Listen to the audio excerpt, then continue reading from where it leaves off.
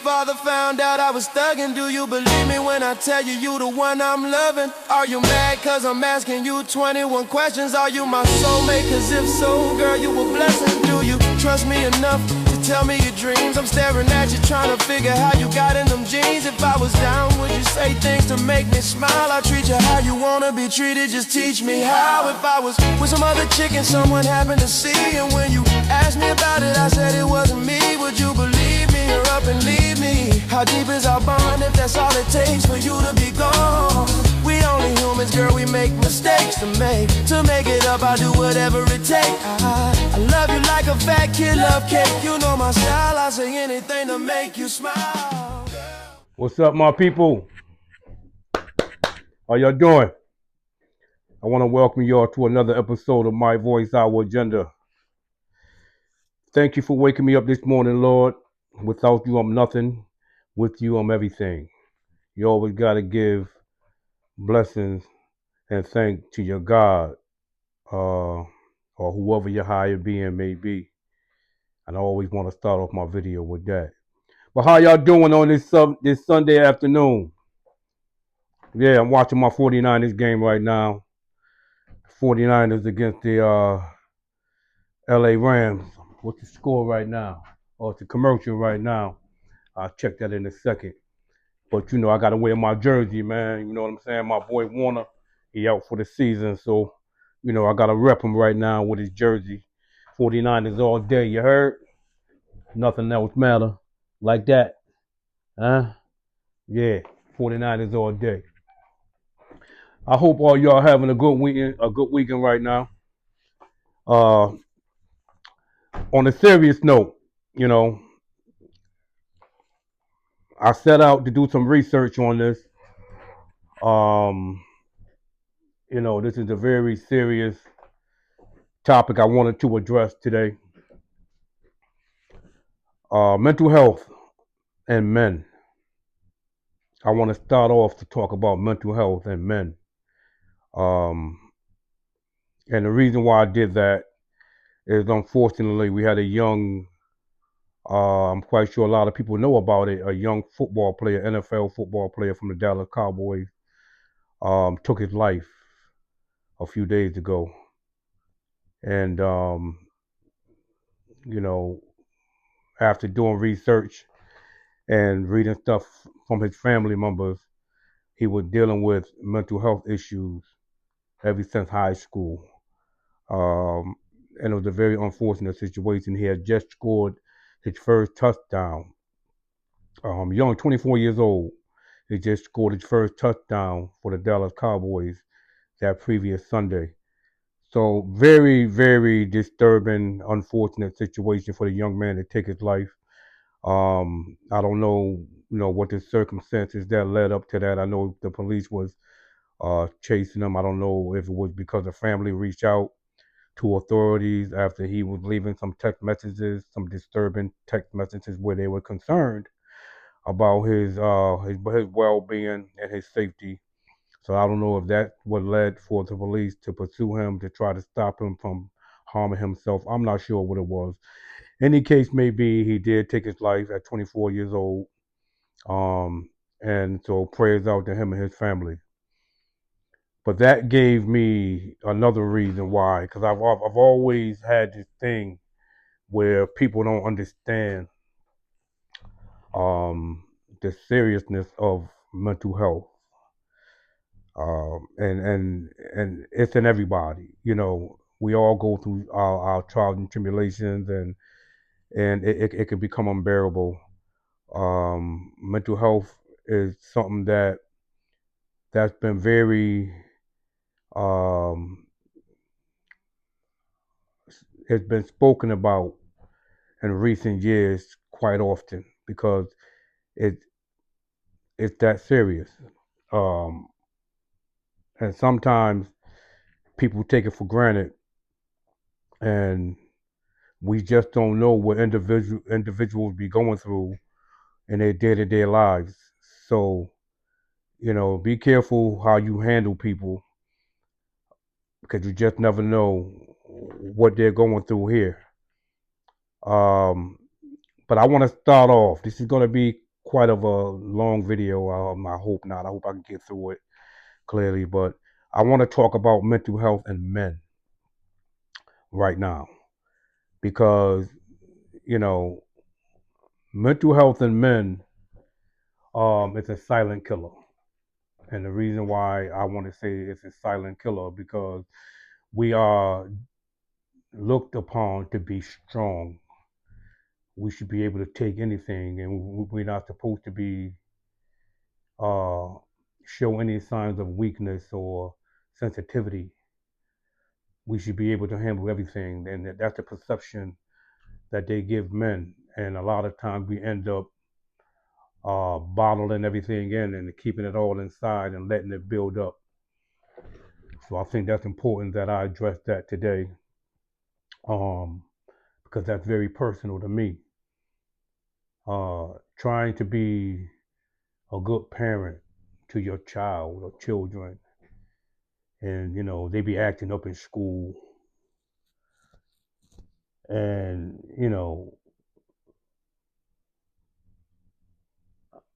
I don't know, going to work every day, you're dealing with coworkers, you're dealing with management, you're dealing with discrimination, racism, you're dealing with gossip, and then you have to. I wrote some things down. That's why I'm looking the way I'm looking. You're working hard every day, and to see it all go to bills and rent and mortgage, and you're only left with crumbs, right? That that becomes a burden, men or women. It don't matter. But I'm speaking about men. When you're carrying all that weight on your shoulders every day, trying to provide for your family and being a man in the house, um, and that's what you're supposed to do. I'm not making excuses. I'm not trying to sit here and say, you know, as a man, that's not what you're supposed to do.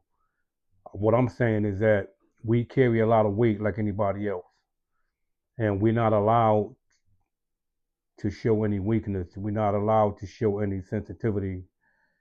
We're not allowed to show any emotions because that's what we're supposed to do. We're supposed to carry that weight. We're supposed to be the iron fist. We're supposed to carry the load as the man of the house. And let me make sure I get this right.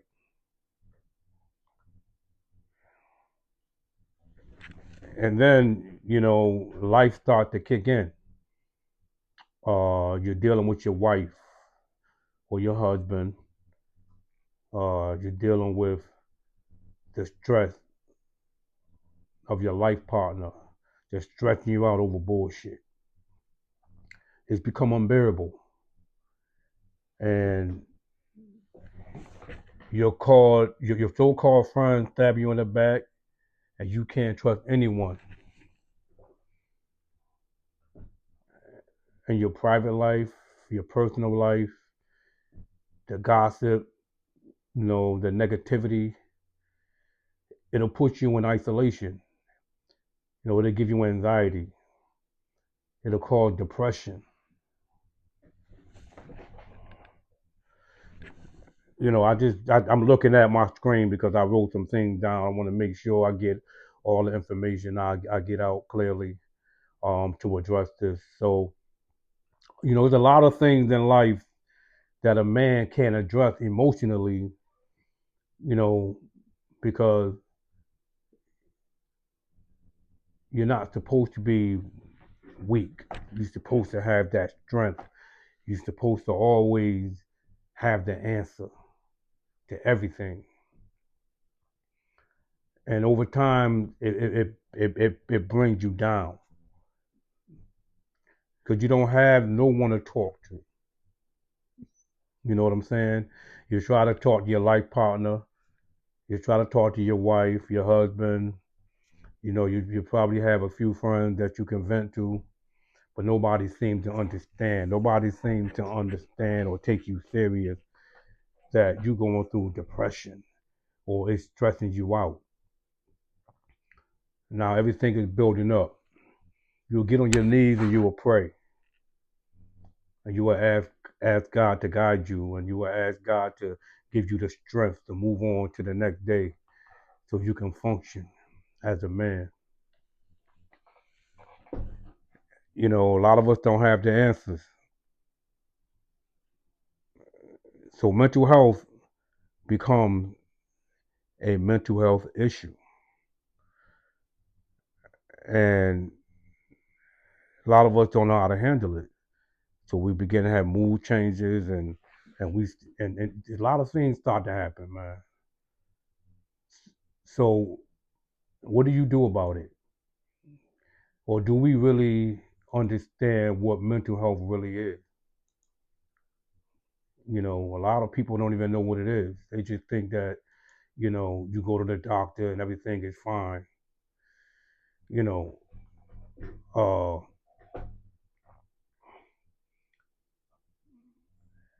it's a serious thing, man. And I did my research on it, and you know, you'll be surprising that a lot of us even we're not even aware that we have a mental health issue. We just think we're having a bad day. We're just going through some pain. You know, let me go out to the bar and have a shot. You know, a lot of people, which I don't do, you know, they go smoke their weed to calm their nerves.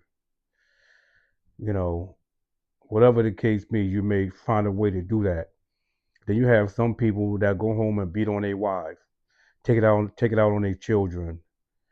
You know, take it out on their co-workers. You know, and then you have some women that may go out there and uh, I don't know, act different toward their husbands and start to show their mood changes and become violent or I don't know, do drugs. You know, this is the man and woman thing. And even though I'm talking about the silent killer of men, I need to be balanced on when I'm talking about mental health because it goes, you know, through society. You know, kids, men, women, no matter what profession you in, it's mental health does not discriminate. All walks of life, and you know, it's so many stages of mental health. You know, the contemplation, individual recognize they have a problem and they are considering to make changes. But there's pre-contemplation where the individual is unaware and they're denying having a problem. So you have pre-contemplation where you are in complete denial because you're unaware that you have an issue. Then you have contemplation where you are aware, you recognize that you have issues, and you make a necessary step to try to fix it and make changes. You know what I'm saying? So how do you prepare? What's the preparation? You know, an individual is planning to take action and gather the information and to find some avenue for treatment options. You recognize it. You understand that you have a problem and you make the necessary step. You're planning for treatment.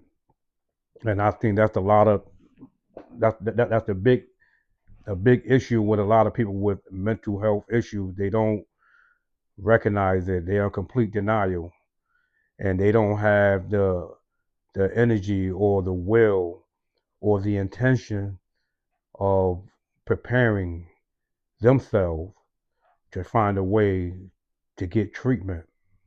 Maybe you don't want to go seek therapy or counseling.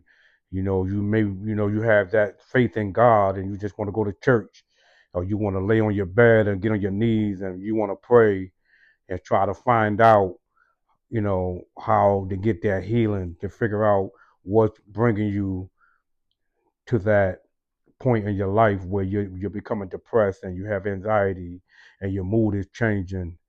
And even with all of that, you're not even recognizing that it's a mental health issue because everybody don't like that. that how do I say it? They don't like that stigma or that definition of somebody saying you have mental health issue because you may think, you're crazy and people may think you're crazy. No, that's not what mental health is. We all have some things that take over us mentally, emotionally, um, and sometimes physically, where we can't handle it on our own. We think we can handle everything. Some things we just can't handle, and we need someone to talk to. Um, and even if it's not professionally, somebody that has the wisdom and understanding, or somebody that has been through the mental health situation, they can sit down and guide you. Um, but that's preparing. That's the preparation. Then comes the action. I The individual is actively engaging in treatment. Now you're talking to somebody, you found somebody, or you professionally went to a facility, or uh, you went to your pastor or your deacon, or somebody that can sit down and work with you to try to get the healing and make you better inside and make you feel comfortable in your mental state.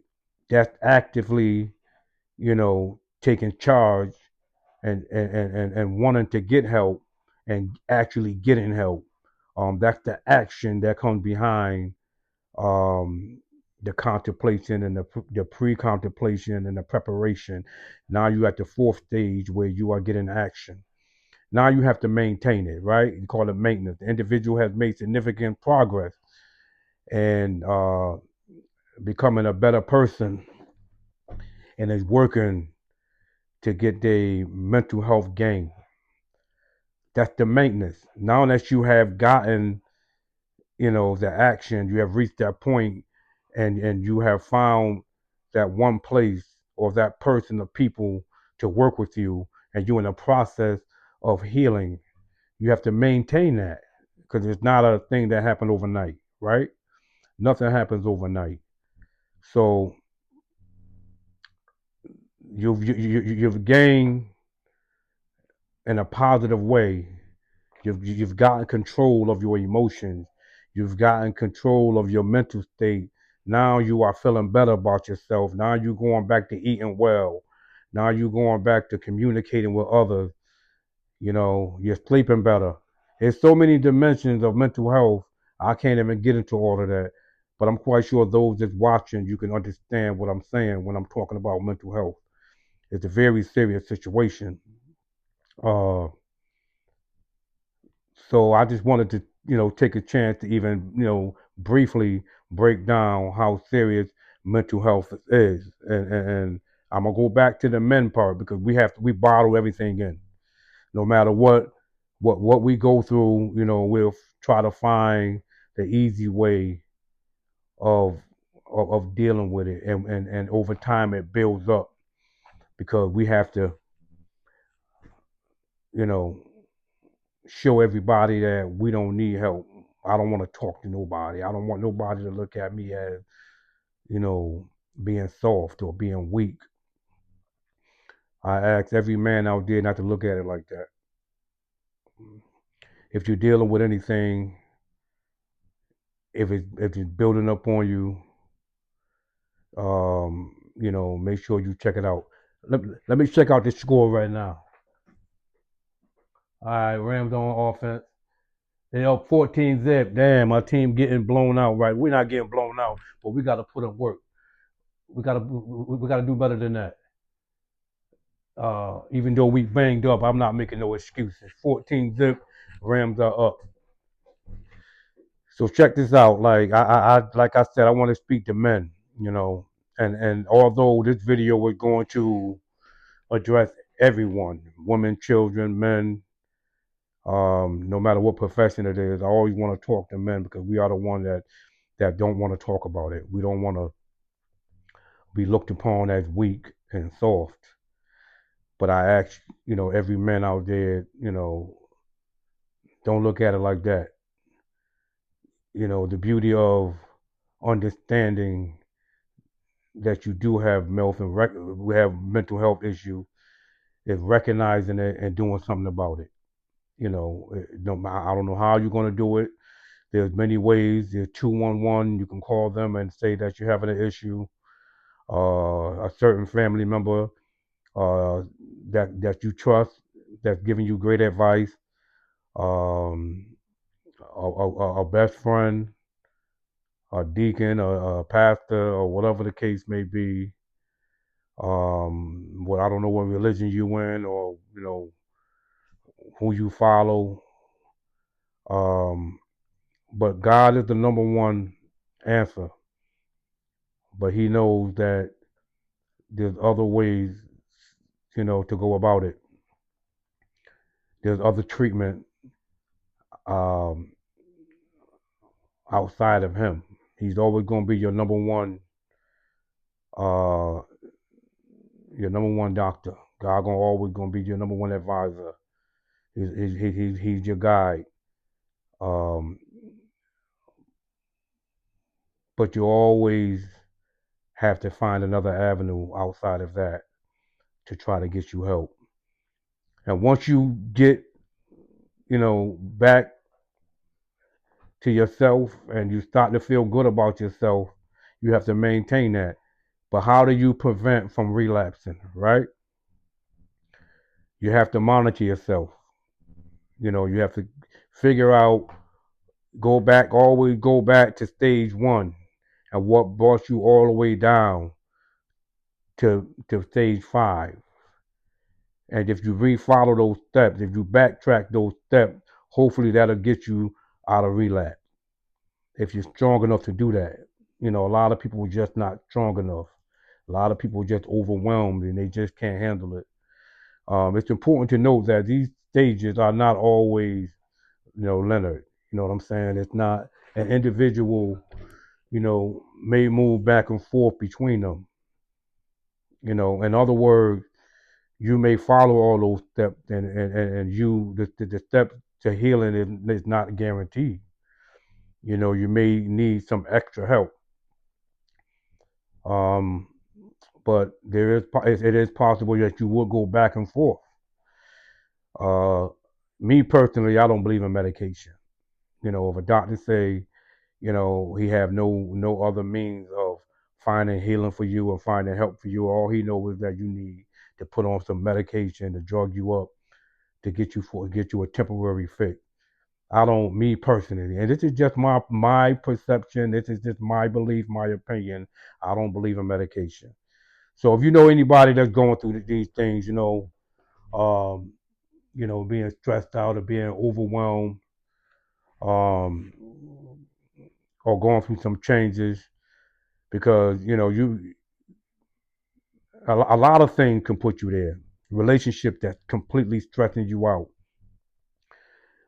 it's overwhelming you. Your work, your children, you being a single parent, um, you may have had a previous drug problem, and you finally got to that point, and you clean yourself up, and you get around people. Company, listen, the company you keep is that important, because if you're a ex drug addict and you have removed yourself from certain people and you have found a way to beat it and you clean yourself up and other people start coming to your life and they start doing drugs and doing all that alcohol or whatever the case may be. If you don't remove yourself, you become overwhelmed. You become stressed because you're fighting it, and you're pulling yourself back down, and that's not what you want to do, because that's going to give you anxiety and that's going to give you temptation. So, if you're depressed, you're burnt out, you have increased anxiety and you don't know what to do with yourself, it becomes, your daily functions become difficult. Your emotional and behavioral changes start to rise. Your panic attack and other issues start to grow. Find help. You know, if you know somebody like that that's showing signs, try to find help for that person. If you personally going through that, you know, I pray that you find help because, I don't want you to take your life. I don't want you to take somebody else's life.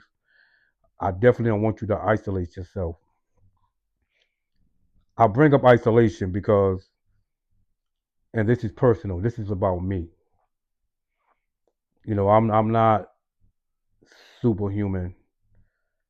I go through my life changes. I go through my trials and tribulations like anybody else. So I'm gonna speak to you personally about me. I isolate myself. Anybody that know me, my friends and family, I disappear. Not that I don't love them, not that I don't care, and it's not about me going through changes in a negative way that I remove myself from society. I isolate myself because I have an outlet. I like to write. This is my new outlet. Reaching out to the people, start my own podcast, my own YouTube channel. I used to draw all the time. I'll go to the riverfront out here where I live at, and I meditate. I close my eyes. I pray.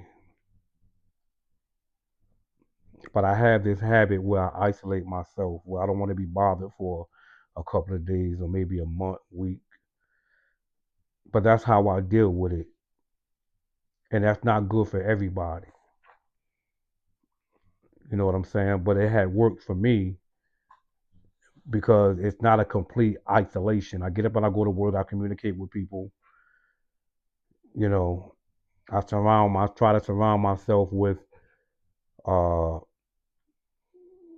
people that's God fearing, pray with them. I pray when I'm by myself, but I keep a strong mind. And as a man, I release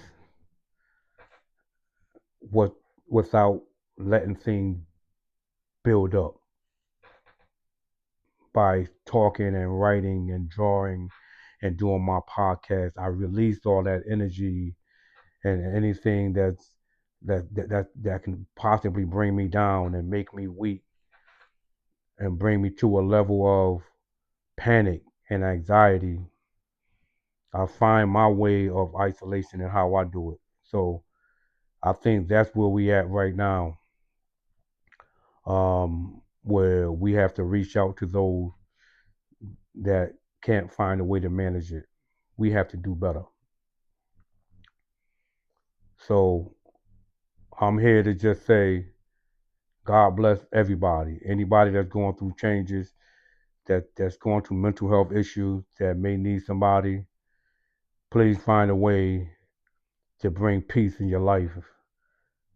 Keep your sanity. I love everybody. I hope this video helped many people. Men, we can't keep it built in. We can't keep bottled it, all this information in. We can't let it build up. We got to be strong. We got to be uh, willing to seek help, to let it out. Um, and men, it's okay to cry. Don't let nobody tell you you're weak because you can't show your emotions. You know what I'm saying? Like, and women, I want you to understand before I go. I want y'all to understand. A man got to deal with a lot in the world. He got to go out there and deal with the man. He got to go out there and be hard in society just to protect you, just to protect himself, just to protect his family. But when he come home, he don't want to be hard no more. He want to let down that guard. He want to be sensitive to his woman. You understand? A man cannot be hard all the time. His soul can't always be made of iron. His energy can't always be full of of toughness.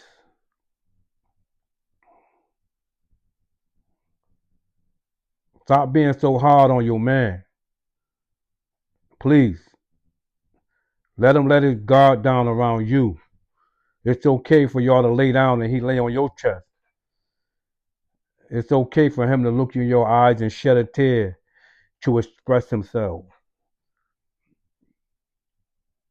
to show some kind of sensitivity. When a man have to be hard and be tough and be filled with iron, have that iron fist out in society, and he has to do the same thing at home, he gonna break down. You're not gonna get that loving man. Women, please understand that, because a lot of you don't, and vice versa, men. Women deals with a lot. They have to deal with the children. They have to deal with the upkeeping of the home. They have to go to work and deal with bullshit. Same thing we do. But there's one thing about women.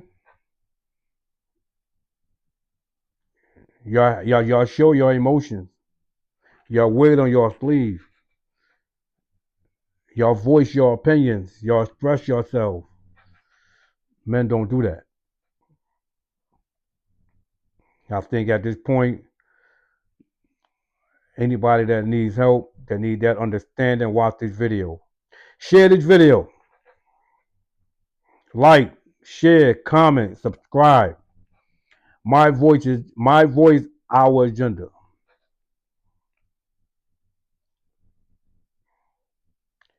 It ain't easy, I know. But sometimes the truth has to be told. And I wanted to reach out to my people today. You know what I'm saying? That young man out in Dallas had a promising future ahead of him, and that kind of touched my heart. And I wanted to reach out to my people to talk about mental health. I love you guys. Thank you for watching My Voice, Our Agenda. Integrity is everything. Either you have it or you don't. Death is guaranteed. Death is guaranteed. Learn how to live. Please, learn how to live. God bless y'all. My voice, our agenda. I'll be talking to y'all later. Gotta watch this game, man. We're getting our butt kicked. God bless y'all. Like, share, subscribe, and subscribe. Share this video. Leave a comment. I love y'all. God bless.